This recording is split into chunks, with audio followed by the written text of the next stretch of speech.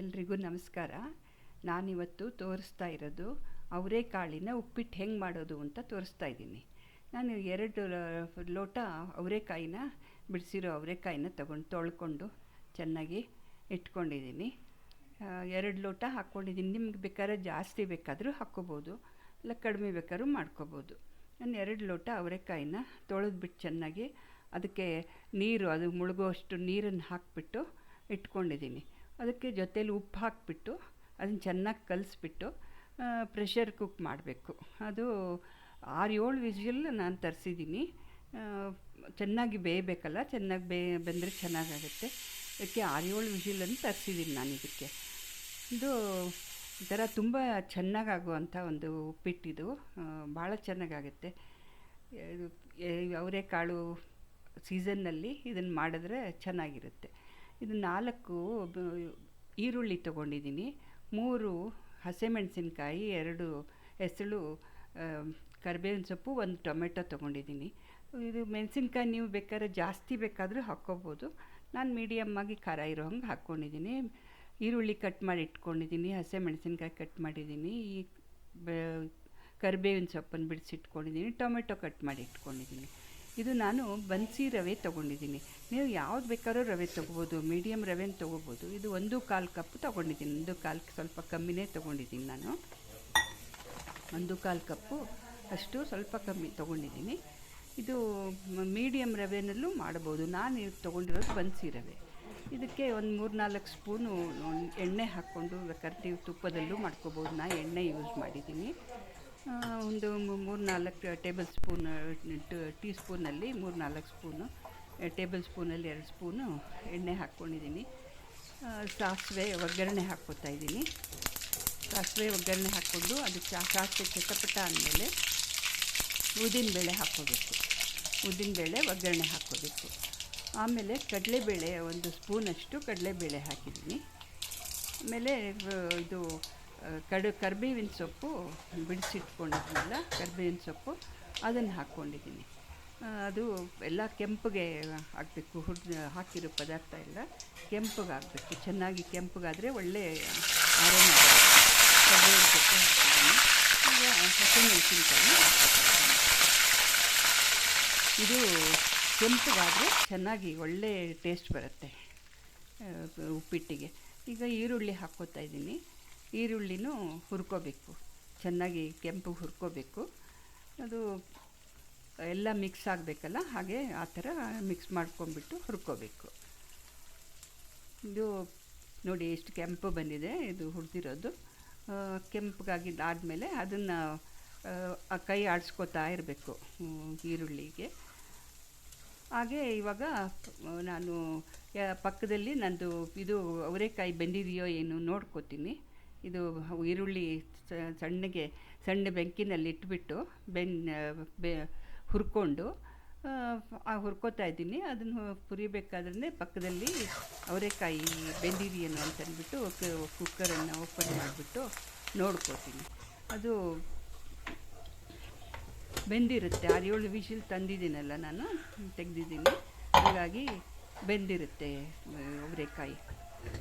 ಆ ನೀರನ್ನೇ, ಅದು ಬೆಂದಿರೋ ನೀರಿರುತ್ತಲ್ಲ, ಆ ನೀರನ್ನೇ ಉಪ್ಪಿಟ್ಟಿಗೆ ಉಪಯೋಗಿಸ್ಕೋಬೋದು. ಆ ನೀರನ್ನೇ ಉಪಯೋಗಿಸ್ಕೊಂಡಿದ್ದೀನಿ. ಜಾಸ್ತಿ ಎಕ್ಸ್ಟ್ರಾ ಬೇರೆ ನೀರು ಹಾಕ್ಕೋಬೇಕು. ಇದೊಂದು 1 ಲೋಟ, ಸುಮಾರು 1 ಲೋಟ ನೀರು ಸಿಕ್ಕಿದೆ ನನಗೆ ಇದರಲ್ಲಿ, ಈ ಅವರೆಕಾಳು ನೀರು. ಇದು ನೋಡಿ 1 ಲೋಟ, ಫುಲ್ 1 ಲೋಟ ಸಿಕ್ಕಿದೆ ನೀರು. ಹಾಕ್ಕೋತಾ ಇದ್ದೀನಿ ಅವರೆಕಾಳು ನೀರು. ಮತ್ತು ಉಳಿದಿದ್ದು ಒಂದು 3 ಲೋಟದಷ್ಟು ನೀರು, ಎಕ್ಸ್ಟ್ರಾ ನೀರನ್ನು ಹಾಕ್ಕೋತಾ ಇದ್ದೀನಿ. 1:3 ರೇಟಲ್ಲಿ ಹಾಕಿರೋದು ನೀರು. ಇದು ನಿಮ್ಗೆ ಹೇಗೆ ಬೇಕು, ಸ್ವಲ್ಪ ಇನ್ನೂ ಉದುರಬೇಕು ಅಂದರೆ ಕಮ್ಮಿ ಮಾಡ್ಕೋಬೋದು, ಇನ್ನೂ ಸ್ವಲ್ಪ ಮೆತ್ತಗೆ ಬೇಕು ಅಂದರೆ ಸ್ವಲ್ಪ ಜಾಸ್ತಿ ಮಾಡ್ಕೋಬೋದು. ಒಟ್ಟಿಗೆ 4 ಲೋಟ ಹಾಕ್ಕೊಂಡಿದ್ದೀನಿ ನೀರು ನಾನು. ನೋಡಿ 4ಕ್ಕಿಂತ ಚೂರು ಕಮ್ಮಿ ಹಾಕಿದ್ದೀನಿ ಅಷ್ಟೇನೆ. ಇದಕ್ಕೆ ಉಪ್ಪು ಹಾಕ್ಕೋಬೇಕು. ಈ ಅವರೆಕಾಳನ್ನೆಲ್ಲ ಹಾಕ್ಕೋಬೇಕು. ಈ ನೀರಲ್ಲಿ ಅವರೆಕಾಳನ್ನೆಲ್ಲ ಹಾಕ್ಕೋಬೇಕು. ಅವರೆಕಾಳನ್ನು ಹಾಕ್ಕೊಂಡು ಉಪ್ಪನ್ನು ಹಾಕ್ಕೊಂಡಿದ್ದೀವಲ್ಲ ನಾವು ಆವಾಗಲೇ, ಉಪ್ಪು ಅವರೆಕಾಯಿ ಬೇಯಬೇಕಾದ್ರೆ ಹಾಕ್ಕೊಂಡಿದ್ದೀವಿ. ಹಾಗಾಗಿ ಸ್ವಲ್ಪ ಬೇಕಾದ್ರೆ ಹಾಕ್ಕೋಬೋದು. ಈಗ ಟೊಮೆಟೊ ಹಾಕಿದ್ದೀನಿ. ಈಗ ಕೊತ್ತಂಬರಿ ಸೊಪ್ಪನ್ನು ಹಾಕ್ಕೋತಾ ಇದ್ದೀನಿ. ಉಪ್ಪು, ಟೊಮೆಟೊ, ಕೊತ್ತಂಬರಿ ಸೊಪ್ಪು, ಅವರೆಕಾಯಿ ಬೇಯಬೇಕಾದ್ರೆ ನಾವು ಉಪ್ಪು ಹಾಕಿರೋದ್ರಿಂದ ಒಂದೊಂದು ಸಲ ಹಾಕಬೇಕಾಗೂ ಇರಲ್ಲ. ಬೇಕನ್ಸಿದ್ರೆ ಸ್ವಲ್ಪ ಬಾಯಿಗೆ ಹಾಕ್ಕೊಂಡು ರುಚಿ ನೋಡಿಬಿಟ್ಟು ಒಂದು ಚೂರು ಉಪ್ಪು ಹಾಕ್ಕೋಬೋದು. ಯಾಕಂದರೆ ನಾವು ಎಕ್ಸ್ಟ್ರಾ ನೀರನ್ನು ಸೇರಿಸ್ಕೊಂಡಿರ್ತೀವಲ್ಲ ಈಗ, ಅದಕ್ಕೆ ಸ್ವಲ್ಪ ಉಪ್ಪು ಕಮ್ಮಿ ಅನಿಸ್ಬೋದು. ಹಾಗಾಗಿ ಒಂದು ಸ್ವಲ್ಪ ಉಪ್ಪನ್ನು ಹಾಕ್ಕೋಬೋದು. ಈ ಕೊತ್ತಂಬರಿ ಸೊಪ್ಪನ್ನು ಹಾಕ್ಕೋತಾ ಇದ್ದೀನಿ ನೋಡಿ.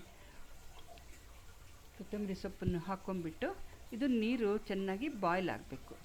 ಒಂಚೂರು ಉಪ್ಪು ಹಾಕ್ಕೋತಾ ಇದ್ದೀನಿ. ಇದು ಸ್ವಲ್ಪ ಉಪ್ಪು ಹಾಕಿದ್ರೆ ಸಾಕಾಗುತ್ತೆ, ಯಾಕಂದರೆ ಒಂದು ಅವರೆಕಾಯಿಗೆ ಹಾಕಿರೋದ್ರಿಂದ ಸ್ವಲ್ಪ ಉಪ್ಪು ಹಾಕೋ. ಇವಾಗ ಈ ಕಡೆ ನೋಡಿ, ಇದು ಈರುಳ್ಳಿ ಕೆಂಪಗಾಗಿದೆ. ಇವಾಗ ರವೆನ ಹಾಕ್ಕೋತಾ ಇದ್ದೀನಿ. ರವೆ ಹಾಕ್ಕೊಂಬಿಟ್ಟು ರವೆ ಚೆನ್ನಾಗಿ ಹುರ್ಕೋಬೇಕಿದು. ಎಷ್ಟು ಚೆನ್ನಾಗಿ ಹುರ್ಕೋತೀವೋ ಅಷ್ಟು ಚೆನ್ನಾಗಾಗುತ್ತೆ ಉಪ್ಪಿಟ್ಟು. ಅದಕ್ಕೆ ಇದನ್ನು ಸಣ್ಣ ಬೆಂಕಿ ಮೇಲೆ ತುಂಬ ಹೊತ್ತು ಹುರ್ಕೊಂಡಿದ್ದೀನಿ ನಾನು. ಇದನ್ನು ತೋರಿಸಿರೋದು ಸ್ವಲ್ಪ ಹೊತ್ತೇ ತೋರಿಸಿದ್ದೀನಿ, ಬಟ್ ತುಂಬ ಹೊತ್ತು ಚೆನ್ನಾಗಿ ಹುರ್ಕೊಂಡಿದ್ದೀನಿ ರವೆನ. ಅವು ಹುರ್ಕೊಂಡೆ ಚೆನ್ನಾಗಿ ರವೆ ಹುರಿದ್ರೆ ಚೆನ್ನಾಗಿ ಟೇಸ್ಟ್ ಬರುತ್ತೆ. ಇದು ನೋಡಿ ಚೆನ್ನಾಗಿ ಹುರ್ಕೋತಾ ಇದ್ದೀನಿ. ಈಗ ಇದು ಕುದ್ದಿರೋ ನೀರನ್ನು ನೋಡಿಕೊಂಡು ಹೇಗೆ ಬಂದಿದೆಯೋ ಹೇಗೆ ನೋಡ್ಕೊಂಡ್ಬಿಟ್ಟು ಅದು ಕುದ್ದಿರೋ ನೀರನ್ನು ಈ ರವೆಗೆ ಹಾಕ್ಕೋಬೇಕು. ಈಗ ಕುದೀತಾ ಇದೆ ನೋಡಿ. ಇದನ್ನು ತೆಗೆದುಬಿಟ್ಟು ರವೆನಲ್ಲಿ ಹಾಕ್ಕೋತೀನಿ ನೀರನ್ನು, ಅವರೆಕಾಯಿ ನೀರು ಎಲ್ಲ ಮಿಕ್ಸ್ ಮಾಡಿಕೊಂಡು ಹಾಕ್ಕೋತೀನಿ. ಇದು ನಿಧಾನವಾಗಿ ಹಾಕ್ಕೋಬೇಕು. ಇದು ಹಾಕ್ಬಿಟ್ಟು ಸಣ್ಣ ಬೆಂಕಿ ಮೇಲೆ ಎಲ್ಲ ಮಿಕ್ಸ್ ಮಾಡಿಬಿಟ್ಟು ಸಣ್ಣ ಬೆಂಕಿ ಮೇಲೆ ಅದನ್ನು ಬೇಯಿಸ್ಕೋಬೇಕು. ಇದು ತುಂಬಾ ಒಂಥರ ಚೆನ್ನಾಗಾಗತ್ತೆ ಇದು ಉಪ್ಪಿಟ್ಟು, ಅವರೆಕಾಯಿದು ಉಪ್ಪಿಟ್ಟು. ನೀವು ಒಂದು ಸಲ ಮಾಡಿಕೊಡಿ, ಇದು ಟೇಸ್ಟು ಚೆನ್ನಾಗಿ ಇವಾಗ ಅವರೆಕಾಯಿ ಸೀಸನ್ ಆಗಿರೋದ್ರಿಂದ ಒಂದು ಸಲ ಮಾಡ್ಕೊಂಡು ತಿನ್ನಬೇಕು. ಅವರೆಕಾಯಿ ಉಪ್ಪಿಟ್ಟು ತುಂಬ ಚೆನ್ನಾಗಿರುತ್ತೆ. ನನ್ನ ಚಾನಲ್ಗೆ ಸಬ್ಸ್ಕ್ರೈಬ್ ಮಾಡಿ. ನಿಮಗೆ ಚೆನ್ನಾಗಿ ಅನಿಸಿದ್ರೆ ಸಬ್ಸ್ಕ್ರೈಬ್ ಮಾಡಿ, ಮತ್ತು ಲೈಕ್ ಮಾಡಿ, ಶೇರ್ ಮಾಡಿ. ಈಗ ಸಣ್ಣ ಬೆಂಕಿನಲ್ಲಿ ಬೇಯಿಸ್ತಾ ಇದ್ದೀನಿ ನೋಡಿ. ಓಪನ್ ಮಾಡಿ ತೆಗೆದುಬಿಟ್ಟು ಈಗ ಇನ್ನೊಂದು ಸಲ ಕೈ ಆಡಿಸ್ಕೋಬೇಕು, ಚೆನ್ನಾಗಿ ಮಿಕ್ಸ್ ಮಾಡ್ಕೋಬೇಕು. ಎಲ್ಲನೂ ಮಿಕ್ಸ್ ಮಾಡಿಬಿಟ್ಟು ಚೆನ್ನಾಗಿ ಮಿಕ್ಸ್ ಮಾಡಿಬಿಟ್ಟು ತಿರ್ಗಾ ಒಂದು ಸಲ ಮುಚ್ಚಿ ಇಡಬೇಕು.